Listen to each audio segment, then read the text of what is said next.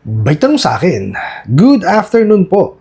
Ask ko lang po kung hindi ba talaga allowed ang mga tumatawag na agent na magbigay ng pangalan nila or kung sino sila. Salamat po ulit. Napakagandang mensahe po nito pero bago ho natin sasagutin, imbitahan ko ho muna sana kayo na pakisuportahan po sana ang aking mga social media accounts sa YouTube, Facebook, and TikTok. Sa video po natin ngayon, alamin po natin kung pinapayagan po ba talaga na hindi magpakilala yung mga tumatawag sa ating ahente nitong mga bugo katabusadong online lending apps. Pero bago ho yan, disclaimer po muna, hindi po ako abogado.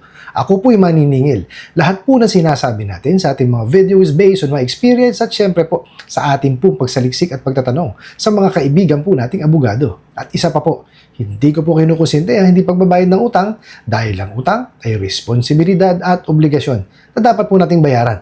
Ang hindi po ako pabor ay doon sa maling pamamaraan ng pautang at maling pamamaraan ng paniningil. Sagutin po natin yung pinadala nyo pong mensahe. So, ang tanong nyo mga po is, kung hindi ba talaga sila allowed na magpakilala, no, yung mga agent, no, at ayaw nila magbigay ng pangalan na kung sino sila. Okay, ito lamang po yan, no. Actually, meron pong nakasaad niyan, no, sa memorandum po ng SEC. Babasahin po natin, okay? Ito po ay dun sa SEC Memorandum Circular Number 18, Series of 2019. Prohibition on Unfair Debt Collection Practices of Financing Companies, FCs, and Lending Companies, LCs. Section 4, Handling of Collection Accounts and Customer Service. FCs and LCs shall adopt policies and procedure to require personnel handling the collection of accounts, whether these are in-house collectors or third-party service providers or TPSPS, to disclose his/her full name or true identity to the borrower. Napakaliwanag po, di ba? So may utos, may memorandum po, no? Kailangan po nilang magpakilala. O tsaka sintido ko mo naman itong mga bugo katabusadong online lending apps. Diba? Tatawag kayo sa kliyente nyo, hindi kayo magpapaliwanag. At ang masakit, hindi nyo rin pinakikilala yung kumpanya ninyo. Hindi ba? Eh, paano kayo kakausapin ng maayos niya? Diba? Babanatan nyo kagad ng mura. Babanatan nyo kagad na sigaw. Diba? So, ibig sabihin, diba, hindi nyo talaga intensyon na maningil. Oh. Kasi ayaw nyo magpakilala. Hindi nyo sinasabi kung anong kumpanya yung nire-representa ninyo. Diba? Lahat na lang po na ilabas na batas at memorandum ng ating gobyerno. Diba? Sinusuway ninyo. Mga siraulo kayo. Diba? Ano kinakatakot ninyo? Diba? Papakilala lang naman kayo. Diba, napakaliwanag po sa Prohibition on Unfair Debt Collection Practices. Kailangan nyong magpakilala. Eh, ba't hindi nyo magawa? Diba? Be proud of your name. Ang masakit kasi sa inyo, kaya hindi nyo magawa kasi, puro kawalang yaan ang ginagawa ninyo sa mga kliyente ninyo. Kaya takot na takot kayong makilala kayo. Anak kayo ng kamote. Diba? Wala kasi kayong alam, di ba, kundi lapastanganin yung inyong mga kliyente. Di ba may problema na nga, hindi sila makapagbayad dahil ginipit nyo. Di ba? Talaga naman ginipit nyo. Bakit ko sinabing ginipit ninyo? Sige, ganito lamang po yan. Paano ba kayo magpautang? Sige nga. Di ba, sa pilitan. Forced loan ang ginagawa ninyo. Di ba? Walang ibang magagawa yung kliyente nyo. Talagang pagka nag-apply, bigay. Diba? Hindi nyo man lang kinikilala o inaalam kung may kakayanan talagang magbayad yung inyong kliyente. Mali. Eh, para saan pa yung credit investigation, verification at evaluation kung hindi nyo susundin? Diba? Hindi po pwedeng lahat talang nang mag-apply sa inyo, ibibigyan ninyo. Mga luko-luko kayo. Diba? Kaya kayo nagkakaganyan, kaya kayo nahihirapan maningil. Kaya maraming hindi nakakabayad sa inyo. Diba? Kasi hindi nyo kinikilala yung inyong mga kliyente. Pag nakuha nyo na yung pangalan, tsaka yung contact number, yan na, papadala nyo na lang kagad ng proceeds.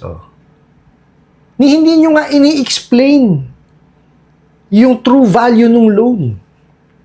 Importante yan. Kaya nga may the Truth in Lending Act.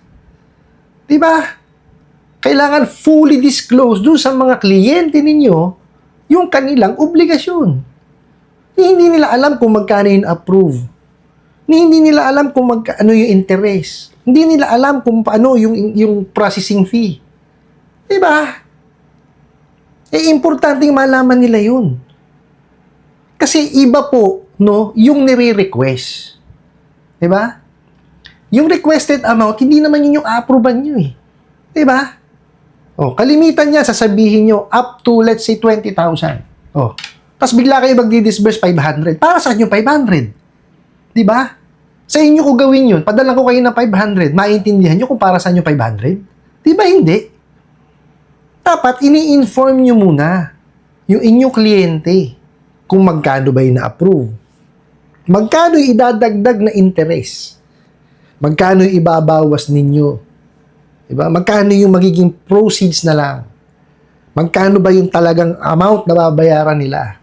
Gaano ba talaga kahaba? Diba? Kailan ang first due date? O, may penalty ba yan? O wala? Diba? Para maintindihan ng kliyente ninyo yung kanilang obligasyon. Kasi, pag alam nila yung kanilang obligasyon, diba? Mababayaran ka kung kaya kanilang bayaran talaga. Diba? Kasi na-discuss mo eh. Paano kung hindi nila kakayanin talaga? Ang mahirap kasi sa inyo, pinupuwersa nyo yung loan. O ano nangyayari tuloy sa mga kliyente ninyo, di ba? Pero yung magugulat, 7 araw. O, saan ka nakakita ng pautangan na 7 araw? Sa inyo lang. Tak ng kamote. Di ba? Hindi nyo man lang binigyan ng pagkakataon yung mga kliyente ninyo, no? Na ma-enjoy yung hiniram nila. Sus Mariosep kayo. Pero 7 araw. Tapos tatawagan nyo 5 araw. Bubuligligin nyo na. Sisingilin nyo na. Okay? Wala naman hong problema na tumawag kayo. Na maningil kayo. Na mag-message kayo. O mag-email kayo. Okay?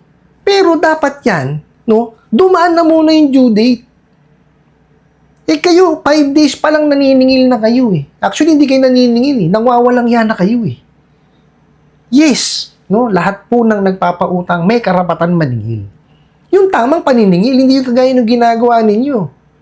Tinotorture nyo yung isip ng tao, paano kayo mababayaran? Paano? Anong gusto ninyo is, di ba, mapunta siya doon sa tapal system. Oh. Kasi mas kikita kayo dun eh.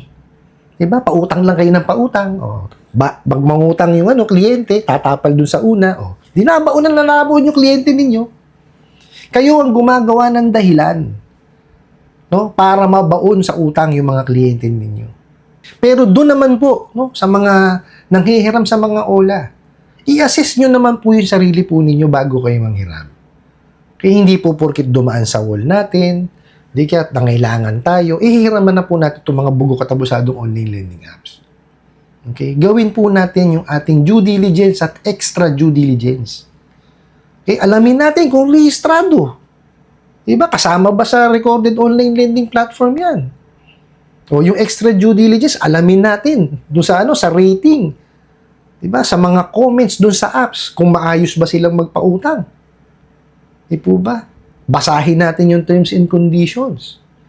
Alamin natin kung may physical office ba talaga o wala. Diba? Kasi hindi po pwede na manghiram lang tayo na manghiram kung tayo naman po yung mapapahamak. Diba? Tsaka kagaya na sinabi ko, i-assess natin yung sarili natin. May kakayanan ba talaga tayo manghiram? Kasi po, meron tayong mga kababayan na kahit wala pong trabaho, mga nag-aaral, nanghihiram. Kasi itong mga bugo katabusadong online lending apps, hindi nag-i-evaluate. Diba? Hindi dumadaan sa tamang proseso. Nagiging nagiging normal na yung utang ngayon eh. Diba? Pagka yung nangailangan ng utang sa OLA. Pag medyo nagipit, utang sa OLA. Hindi ho ganun. Diba? Ang nangyayari, pag nakahiram, dumating ang sahod, babayad dun sa hinahiram. Pag wala ng budget, hiram ulit. O ang masaklap pa, pag nanghiram, walang pambayad, manghihiram ulit para ibayad. Di po ba? Humihirap po tuloy lalo ang buhay ng mga kababayan natin dahil dyan sa ginagawa ninyong pagpapautang na mali. Di po ba? Itigil nyo yan. no? Buti na lamang po, no? Meron na pong ginawang aksyon ang SEC. Okay? By August 1 po, no? Ililift na po yung moratorium dun sa list of recorded online lending platform. So marami po silang binago talaga. Okay? I-discuss natin yon one of these days. Pinag-aaralan po lang natin, no? Dun po sa nagpadala ng katanungan na ito, no? Kailangan po nilang magpakilala. Nakasulat po yan doon sa Prohibition on Unfair Debt Collection Practices. Kasi biruin nyo, kakausapin nyo yung isang tao na hindi naman nagpakilala, hindi nyo nga alam kung anong kumpanya. Di ba? Anong pakay? Para walang yaing ka. Di ba? Kitang-kita eh. Kasi hindi nagpakilala at hindi niya pinaalam kung anong kumpanya, anong gustong gawin. Walang yain lang tayo. Di ba? Pagka po tayo nakaranas, no, ng mga pangwawalang ya, sa mga bugo at abusadong online lending apps na yan, i-complain po natin. Andiyan po ang SEC, BSP, NPC, PNP, NBI, tsaka po ang PAOK. No, yan po yung mga sangay ng gobyerno na po pwede po nating lapitan para tayo ay makapag-complain. Now, pagka yan po ay hindi rehistrado, hindi kasama sa recorded online lending platform, kung magkano na lamang po yung dinisburse sa inyo, yun po ang bayaran po ninyo. Kasi illegal sila eh. Okay? Now, pagka po yan ay registered kasama po sa recorded online lending platform, wala ito pinag-uusapan natin, ha? Makipag-ugnayan kayo sa kanila, makipag-usap kayo. Okay? Kung meron silang may offer na payment plan, better. Kung wala at kayo'y wawalang yahin, saan tabi nyo? Importante po, no, na mapangalagaan po natin ang ating kaisipan. Ano po? I hope nasagot ko po itong katanungan na to at sana po yung makatulong. Maraming salamat po sa inyong walang sawang pagsuporta at panonood sa aking mga video. Maraming salamat po sa inyong pag-like, pag-share, pag-comment at pagtatanong. And kunin ko na rin po itong opportunity na to na imbitahan po sana kayo na pakisuportahan po sana ang aking mga social media accounts sa YouTube, Facebook, and TikTok. Hanggang sa muli po. Yun lang!